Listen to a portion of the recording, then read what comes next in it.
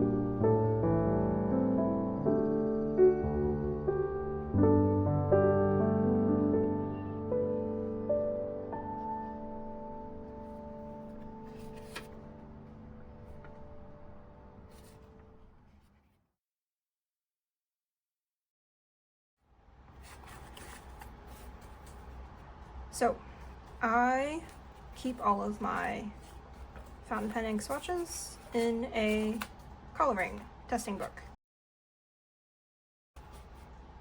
I've pulled out the ones that I feel are relevant to the Birmingham inks I bought, which I swatched here on plotter paper. I know inks perform differently on different paper.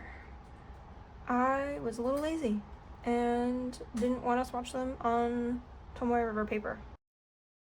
And I also don't write on Tomoe River paper regularly. I don't know the name of the paper, but I use plotter sheets for most of my work and personal planner stuff. So that was what was more relevant to me. You saw this sheet in the last clip. So when I first pulled out the inks to compare, I went by the swatch book. Originally I ruled this out because it was too different in value. Eventually I saw that the swatches were performing differently on this coloring book paper compared to the plotter paper. I don't have very many close matches to eucalyptus stem in my collection at this point, which is probably a good thing. So I don't have any redundant inks. Wet to dry, I would say these. This is probably the order. Wet to dry. Sailor Mano is going to be a kind of repeated comparison. It's kind of in between these other 4 inks that I bought.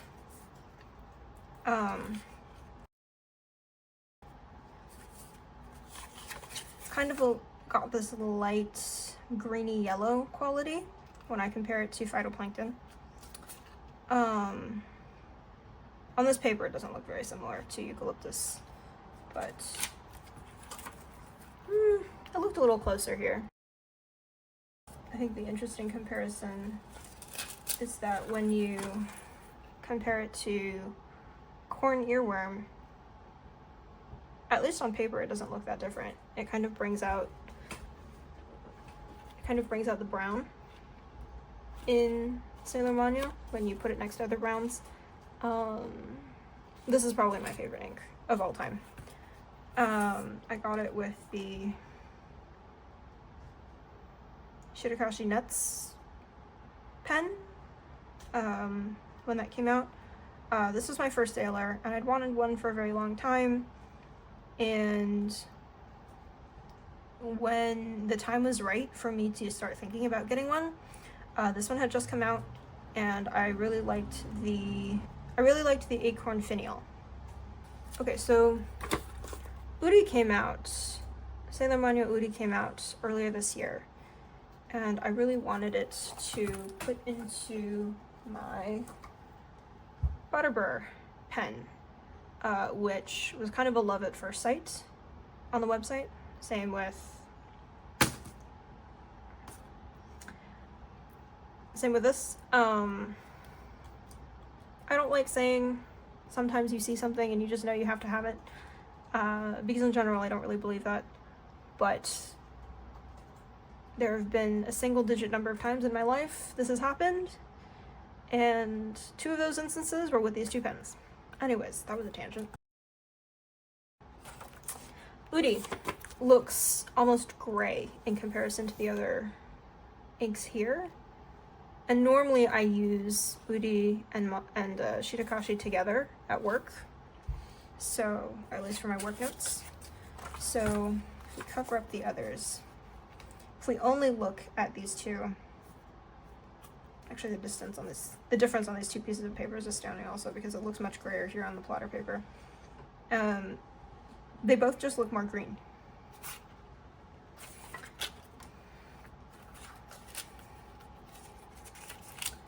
One could make an argument that I should have scripted this, but I didn't really want to write an essay. Okay, let's move on to the darker valued inks. Shirakashi, the bearing grease. Sure, I'll keep eucalyptus here. Ferris wheel press, roaring patina black. So on the coloring swatches, eucalyptus looks more similar to bearing grease compared to here on plotter paper, where bearing grease is much darker.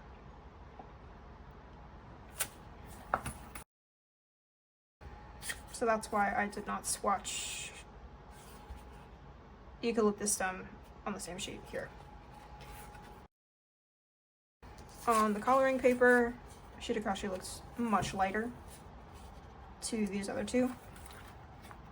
And on plotter paper, maybe I should just look up the name of this paper. It looks much more similar in value. Based on these swatch cards, I didn't want to compare Roaring Patina Black against it at first because they seem so different on this paper. I guess I'm glad I did. Can I show the sheen? I can, okay. Here we go.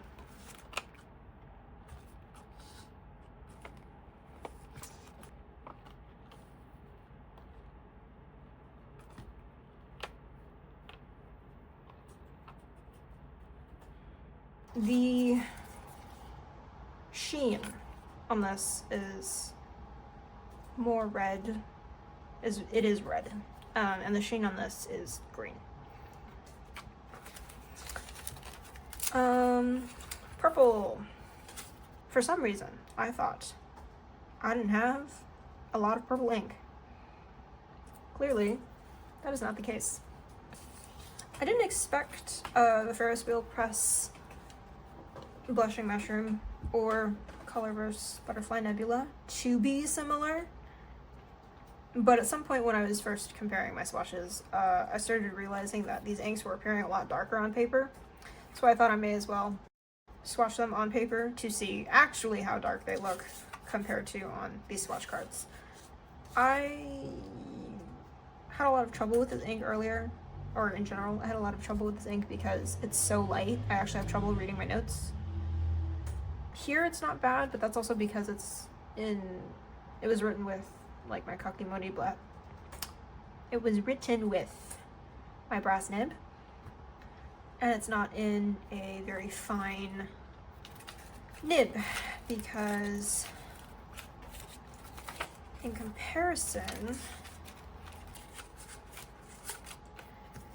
it's much darker, or it's much more visible, I guess, when writing with the brass nib dip pen compared to the Sailor Fine. I like this a lot. Dark ink started to look too similar when put in nibs, and I felt like I couldn't really appreciate the finer details and nuances between them when I was writing compared to on the swatch card. But if I tried to, get a lighter ink, I had a lot of trouble seeing it when it was written with a fine nib. It'll be interesting to get to know the Birmingham inks a little bit better, because I can see, I don't know, the nuances? I don't know, maybe not nuances, not the right word. It's a brown ink, and it doesn't look that close to black. That's it, that's all I wanted to say. I guess by contrast, this is the Manyo Shirakashi ink, and also a Sailor Fine. And I can see the difference in the colors. I don't know, this was only a comparison between two different things. I don't know how well founded this thesis is. I guess another observation, I don't know, that I can talk about is how much warmer the Ferris wheel press Grace Ice Pop appears on this swatch card compared to on paper. I think I'm gonna have to swatch all my inks on paper now, this paper that I use every day anyway, because I was picking my inks to fill my fountain pens with based on how they looked in these swatch cards, and I'm just not in the mood for this kind of warm purple a lot of the time, but I am a fan of how it appears here. Not that I have a whole bottle of this. I have this in kind of like the OG Ferris wheel press, like travel size ink chargers. They changed the packaging, which was objectively a better idea, because as cute and adorable as this is, the mouth is too small for any nib. Like, I can fit my brass nib to dip in here, but it is a pain in the neck to fill like a pen with this, I guess, by dunking your nib in. I guess if you vacuum, or not vacuum fill it, if you fill it with a syringe, then that doesn't matter. But I had 6 of these. One of them shattered on me in transit, and that was a mess. Okay. Let's arrange these.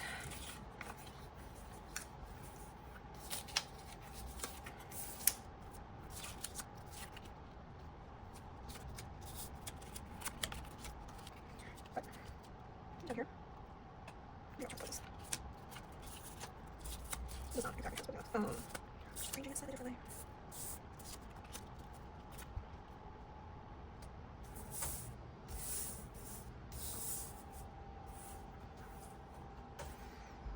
I really don't have much else to say.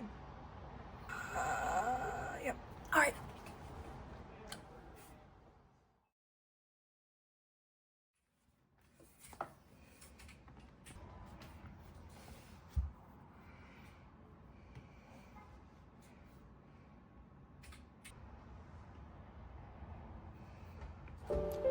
Hey, it's been a while.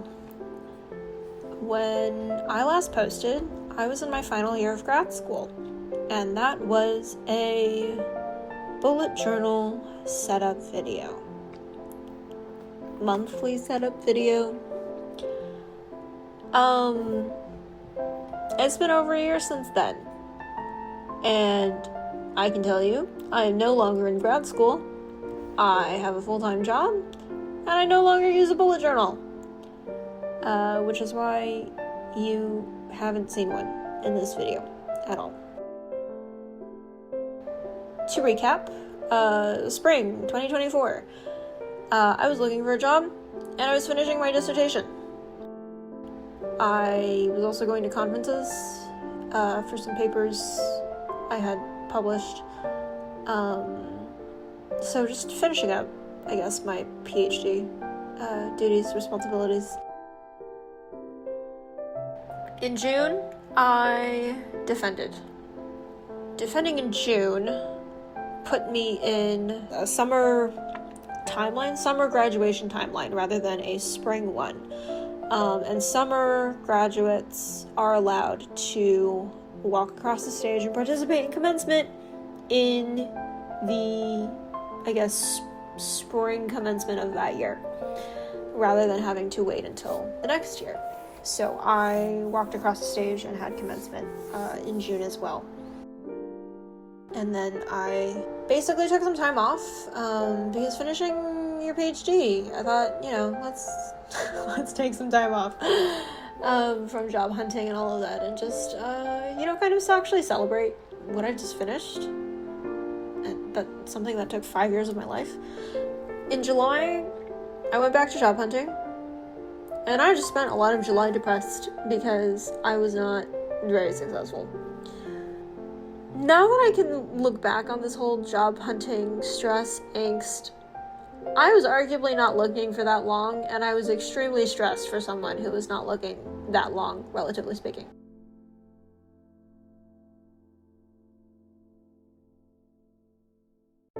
August, my boyfriend and I went to New York. I'm gonna say it was for vacation because finishing your PhD is kind of a big deal, and we were both kind of burned out, so we thought we could use a vacation. But it also happened to be when Stationery Fest was happening in New York, hosted by Osaka. I wanted to go, and I did, and I had a great time. I watched the Osaka vlogs, and in one, Daisy had said that one of their goals and hopes for Stationery Fest was that attendees could go and, find brands they'd never seen before or never would have otherwise necessarily discovered, and, to make some stationery friends. And I did both, actually. I bought a bunch of stickers and stuff from, Canadian brands that I hadn't really seen in person before. And I have a pen pal who is in Brooklyn. Then I came back from that, and I spent basically August prepping to move in the fall, and getting back into the groove of things after my trip. September, that was basically spent handling moving logistics, moving companies, what apartment are we going to move to, because at this point in time, my boyfriend had actually had a job offer solidified, and that was set to start in October. So once we had those details finalized, an actual start date finalized, that's when we started getting ready to move. And then November, I basically spent unpacking and doing all the housework because I had no job. I was just job hunting, and my boyfriend was basically doing two jobs. He was working his full-time job and he was finishing his PhD work. So November was horrible work-life balance for him. December, we packed up again. I have no routine for 6 months. We packed up again to go see his family and stay with his family for the holidays for about a month. I don't think we'll ever do a month-long trip again because that's a long time to have no routine, and I think we both really missed it. But in December, I did get a job offer at my current job. After interviewing with a few other places, I started my current job in January. In the time since, it's been spring 2025, I stopped using a bullet journal because most of my time was accounted for and not scheduled according to however I wanted to schedule it, because my PhD was very kind of free-flowing like that. I had a lot of autonomy over my schedule, for which I'm very grateful for. But basically, I didn't need an A5 bullet journal anymore. I just needed a work planner. So that's why there's been no planner setup talk at all in this video. As for content, I enjoy making YouTube videos. I enjoy editing them far more than I enjoy filming them, at least right now, just because I haven't made a project vlog or a project-based video yet, which I might try next because maybe I'll like that more. I'm sure other writers have said this before him, but I've been watching Brandon Sanderson's novel science fiction something writing courses on YouTube. He talks a lot about promise, progress, payoff, and that seems a lot more straightforward for a vlog than me just cobbling together what I think could be interesting for certain stationary people to watch. Basically, in a narrative, the author promises you something in the beginning, hopefully delivers on that payoff at the end, and shows progress in the middle. Project vlog is promising that you're gonna, finish a project and do it, and the payoff is actually finishing that project, and the progress in the middle is showing you accomplishing that. Very straightforward. I'll try that next time, and we'll see if that goes better than this. So, I'll see you next time, whenever that is, doing whatever it is that I'm gonna do, and I'll see you then. Bye.